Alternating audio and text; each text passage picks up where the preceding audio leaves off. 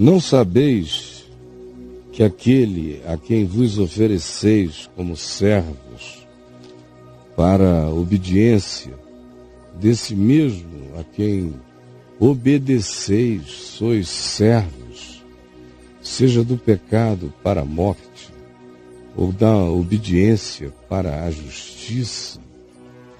Se você se entrega à obediência, seja lá o que for, você se torna servo, se torna escravo daquela obediência, seja do pecado, e sendo do pecado, vai gerar morte. A obediência ao pecado gera morte. Trabalhar para o pecado produz morte. Ou, quando se entrega em obediência ao amor de Deus, se terá nessa obediência o fruto da justiça e da vida. Não é assim?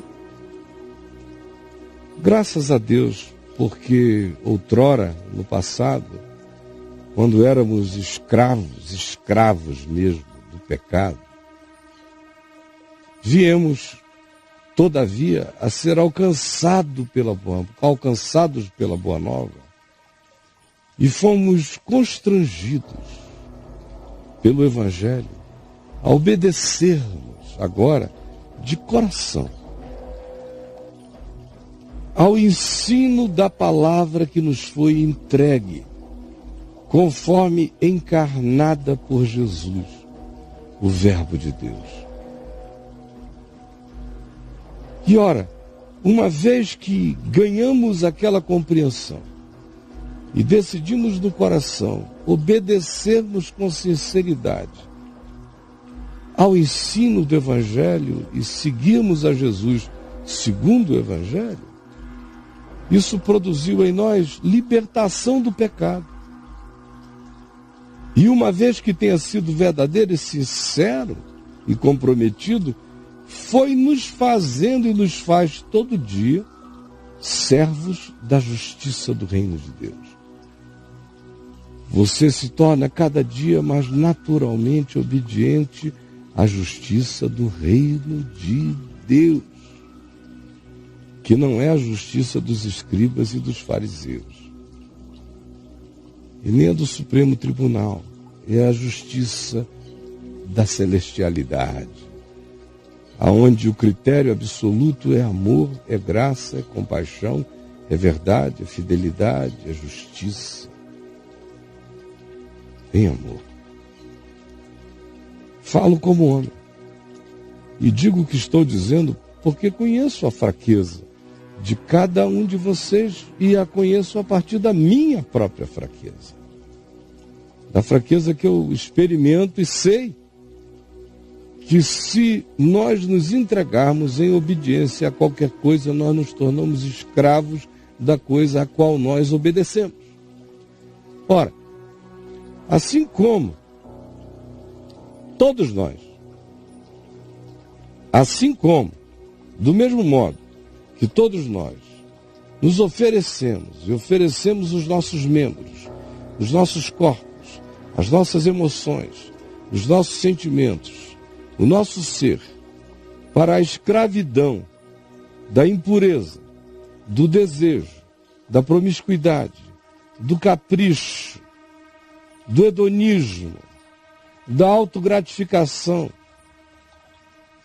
Assim como fizemos isto e avidamente nos oferecemos e nos entregamos para ficarmos sob esse domínio, entregues a essas pulsões e a esses desejos, e assim como nos oferecemos à maldade pela maldade, ao poder pelo poder, à sedução pela sedução, ao controle pelo controle, assim como nos entregamos a um princípio de vida que é um fim em si mesmo e um fim perverso de um ciclo escravizante, desse mesmo modo como já nos entregamos a essas escravizações muito bem conhecidas por nós, pois sabemos extremamente bem o que elas produzem, de horrível, de condicionante, de escravizante e de conflituoso e aflitivo no nosso ser. Bem como já sabemos e já soubemos e já vimos as vergonhas que disso tudo decorrem, que frequentemente se tornam pregadas na nossa existência. Ora, assim como um dia vos oferecestes a escravidão da impureza e da maldade para a maldade, assim agora,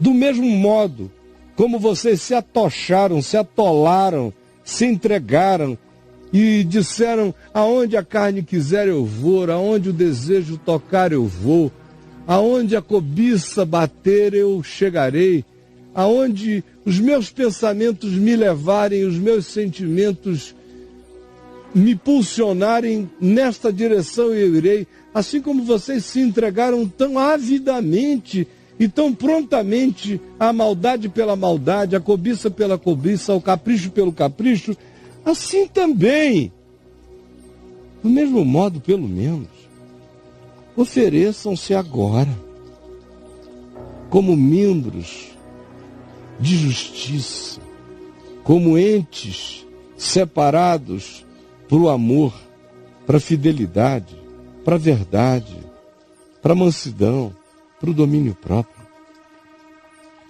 Porque quando vocês eram escravos do pecado, quando vocês seguiam apenas o que passava pela cabeça, ou as pulsões da vida, de uma existência que é apenas pulsão, desejo, impulso, se levantando, que é apenas um brotar sem lucidez. Ora, quando vocês eram assim escravos da pulsão do pecado, e ignorantes e sem nenhum conhecimento, vocês eram só pulsão bruta. Portanto, vocês estavam isentos em relação às acusações da justiça. Porque vocês não sabiam de nada, vocês eram pulsão bruta, estúpida, uma escravização pulsional, sem nenhuma consciência de que o que vocês tinham não era vida, era apenas uma existência neural e psíquica, sem nenhuma luz espiritual. Por isso, vocês estavam, naquele tempo, isentos de maiores obrigações, quaisquer que fossem, com a consciência da justiça e da verdade. Porém, mesmo naquele tempo, com a alienação, na ignorância que viviam, quais foram os resultados que você escolheu, que nós escolhemos, vivendo daquele jeito? Os resultados foram legais? Porventura, o fato de alguém ser alienado garante a ele a inconsequência das suas ações? É claro que não. O fato de alguém ser alienado não o faz receber como sentença algo que proceda de uma luz que ele nunca teve. Portanto, ele será julgado de acordo com a luz que teve, não com a luz que não teve. No entanto, nem por causa disso, nem porque você é um alienado, que não sabe do Evangelho, você deixa de provar as consequências da vergonha, da desgraça, da infelicidade que esse estilo inconsequente, escravizado de existência produz. Naquele tempo de alienação, mesmo estando isentos em relação à categoria, ao critério da justiça, eu pergunto: que resultado escolheste, senão as coisas de que agora sentis vergonha? Porque além disso, o fim delas, se a gente persevera nelas, é a morte. Morte, morte, morte. Nos matam, definitivamente. Nos matam. Nos afastam da vida. A vida é Deus. Nos afastam do amor. O amor é Deus. Nos afastam da eternidade. A eternidade é em Deus. Nos concedem, nos trazem morte. Agora, porém, iluminados, instruídos pelo Evangelho, libertados do pecado, pela palavra da cruz que disse: está consumado, o escrito de dívida foi rasgado. Você não tem mais que viver com medo dessa culpa, porque quanto mais culpado esteja, mais culpado ficará. Porque quanto mais culpado esteja, mais pecará. E quanto mais pecar, mais culpado ficará. E quanto mais culpado ficar, mais pecará. Por isso Deus remove a culpa para poder nos salvar do pecado. Porque vivendo sob a culpa do pecado, eu não me livro do pecado, eu só me culpo mais e pecarei mais ainda, aumentarei mais minha culpa e me tornarei mais escravo daquilo que me condena. E a vergonha vem na minha cara. Agora, porém, libertados do pecado pela cruz, pela graça, pela consciência que o Evangelho me deu, que me afirma que eu estou justificado pela fé em Cristo Jesus. E, portanto, entregando-nos agora ao processo de sermos transformados em servos de Deus. Não mais em servos do pinto, não mais em servos da carne, não mais em servos da soberba, da arrogância, da vaidade louca, da avidez, da posse. Não mais servos dessa escravidão que nos colocam no trabalho de uma labuta sem fim. Não, agora libertos da escravidão, da obrigação do pecado, estamos sendo transformados em servos do Deus vivo. Dando o nosso fruto, agora como fruto de amor, de alegria, de paz, de justiça e de verdade. Até que, por fim, entremos absolutamente e sejamos absorvidos pela vida eterna, cheia de glória eterna. Porém, o salário, o pagamento de quem decide existir para o pecado, o pagamento do pecado é a morte. Em contrapartida ao fato de que o dom gratuito de Deus é a vida eterna em Cristo Jesus, o nosso Senhor. A graça gratuitamente me liberta. Olha a quantidade de redundâncias divinas. O dom já é graça, favor imerecido, graça gratuita, dom gratuito, graça gratuita, é redundância demais para que não se entenda, não se compreenda. A graça gratuita de Deus é a vida eterna em Cristo Jesus, diferentemente do fato de que o salário do pecado é a morte. Porque dá muito trabalho servir ao pecado. Dá um trabalho danado. Meu Deus, a pessoa só não nota enquanto está na escravidão. Como dá trabalho receber o salário do pecado.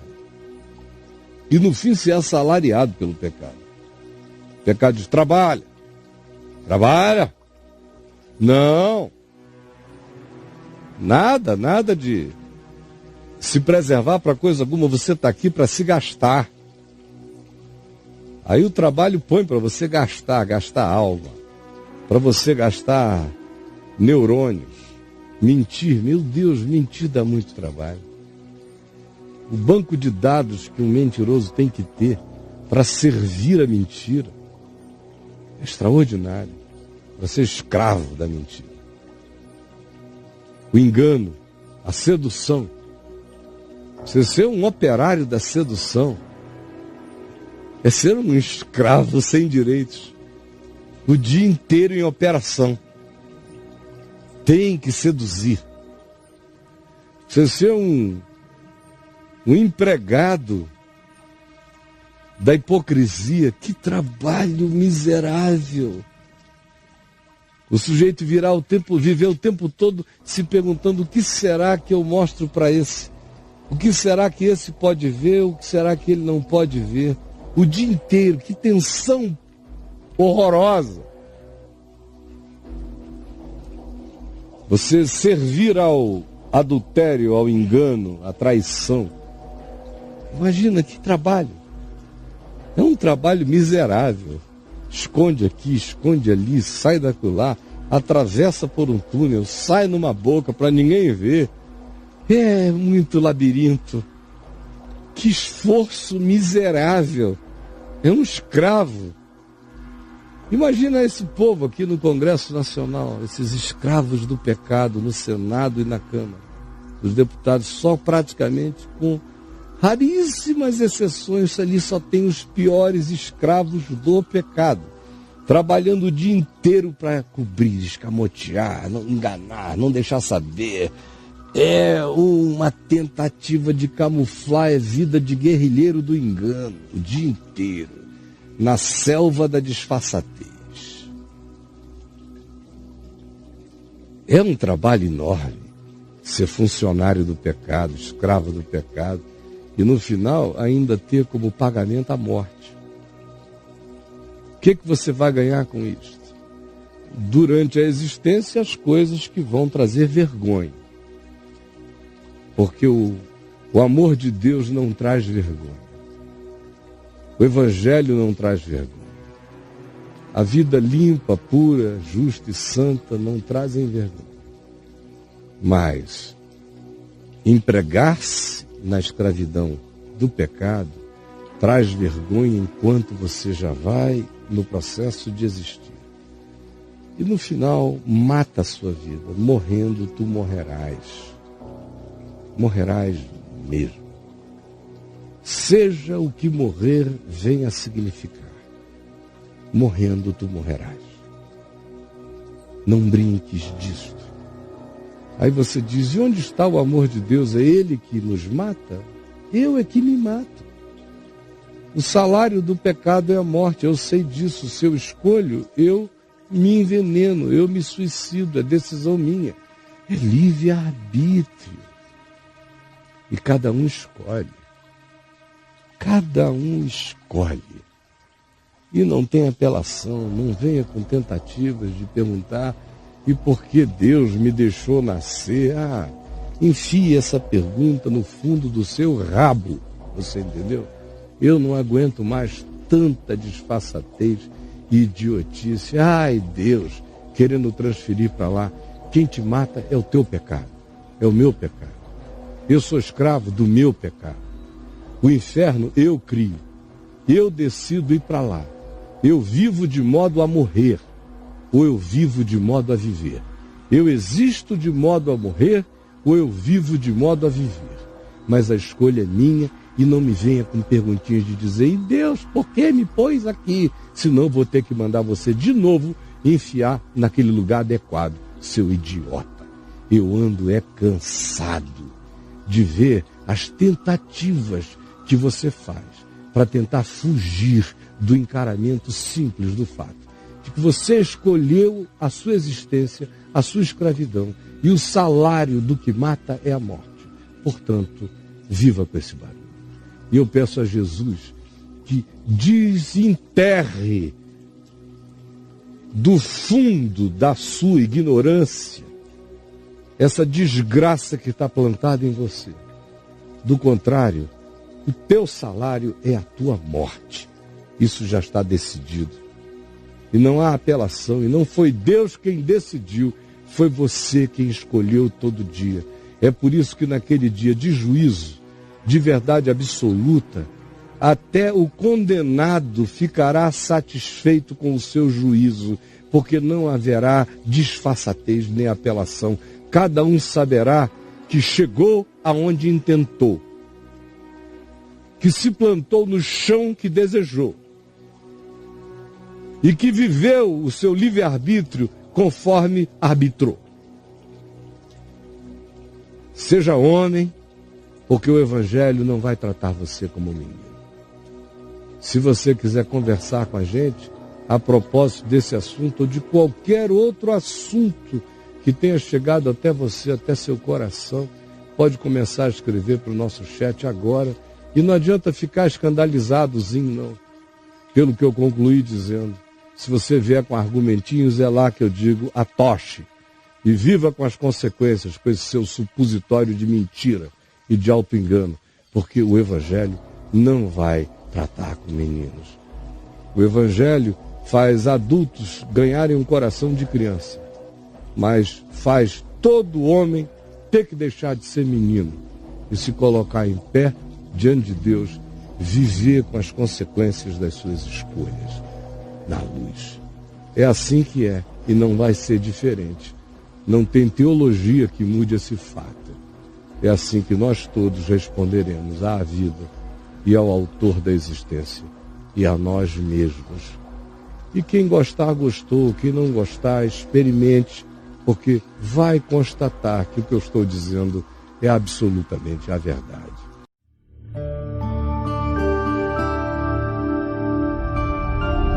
Vem me ver TV. O canal é você.